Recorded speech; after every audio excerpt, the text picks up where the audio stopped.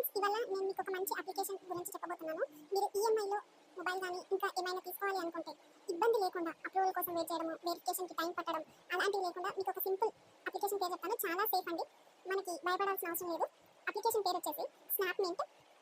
నేను ఆల్రెడీ కొన్నాను, మీకు ఆ డీటెయిల్స్ కూడా చూపిస్తాను. నేను 2 years నుంచి వాడుతున్నాను.